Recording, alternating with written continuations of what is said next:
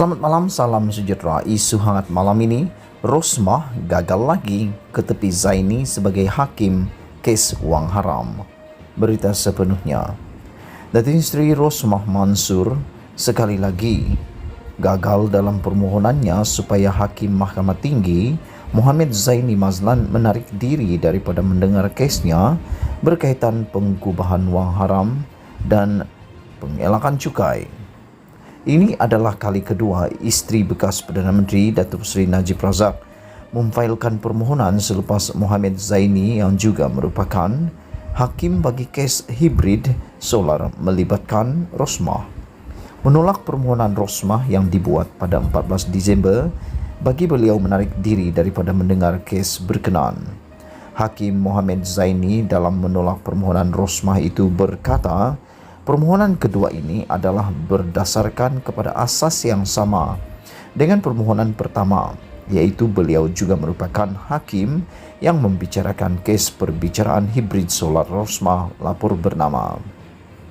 Hakim itu berkata bagaimanapun pemohon Rosmah kini telah memohon untuk memasukkan dua lagi kes yang beliau kendalikan, iaitu kes pelucut hakan 1MDB di mana pemohon adalah salah seorang responden dan kes audit 1MDB. Apa yang pemohon mahu lakukan dengan memasukkan dua kes tambahan itu hanya menambahkan warna pada permohonannya. Bagaimanapun pada asasnya sama seperti alasan yang dikemukakan pada permohonan pertama, kerana ia berkaitan kepada penglibatan dan keputusan yang saya buat dalam kes-kes ini. Saya perlu tambah bahawa saya bingung apabila pemohon telah menyebut kes pelucutan hak 1MDB dan kes audit 1MDB dalam permohonannya. Dalam kes pelucutan hak 1MDB, saya telah menolak permohonan pendakwaan untuk melucut hakkan harta miliknya. Kes audit 1MDB sebaliknya tidak berkaitan dengan pemohon langsung. Saya berpandangan bahawa pemohon perlu dihentikan daripada mengemukakan permohonan lagi untuk penarikan diri hakim. Doktrin res judicati kasta terpakai dalam permohonan kedua ini, katanya. Muhammad Zaini berkata hujah-hujah awal yang telah dikemukakan oleh pemohon dalam kes pelucutan hak 1MDB dan kes audit 1MDB boleh dilihat semula dalam permohonan pertama kerana ia berada dalam pengetahuan pemohon pada ketika permohonan pertama dibuat. Kepentingan awam menuntut bahawa mesti ada penamat kepada litigasi dan pihak-pihak berkenaan tidak seharusnya dibenarkan untuk membuat litigasi terhadap isu yang sama berulang kali. Maka dengan ini permohonan pemohon adalah ditolak, katanya.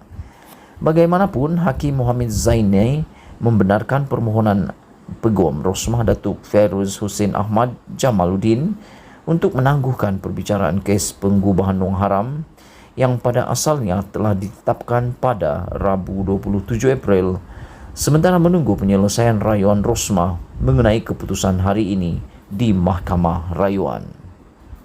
Dengan ini perbicaraan ditangguhkan, kata hakim itu, selepas pihak pendakwaan tidak menolak permohonan untuk penangguhan itu. Rayuan Rosmah berhubung permohonan pertama masih lagi belum dibicarakan di Mahkamah Rayuan. Kes rayuan itu telah ditetapkan untuk pengurusan kes pada 19 Mei. Sementara itu, Hakim Muhammad Zaini juga menetapkan 24 Mei untuk sebut semula kes permohonan Rosmah untuk melucutkan kelayakan bekas Hakim Mahkamah Persekutuan Datuk Seri Gopal Sriram daripada bertindak sebagai ketua pendakwa dalam kes pengubahan wang haramnya.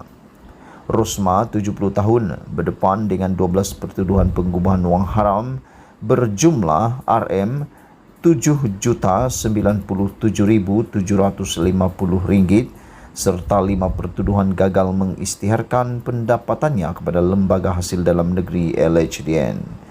Perbuatan itu didakwa dilakukan di Afin Bank Berhad, cawangan bangunan getah asli Jalan Ampang di sini antara 4 Disember 2013 dan 8 Jun 2017 dan di LHDN Kompleks Bangunan Kerajaan Jalan Tuanku Abdul Halim di sini dari 1 Mei 2014 hingga 1 Mei 2018.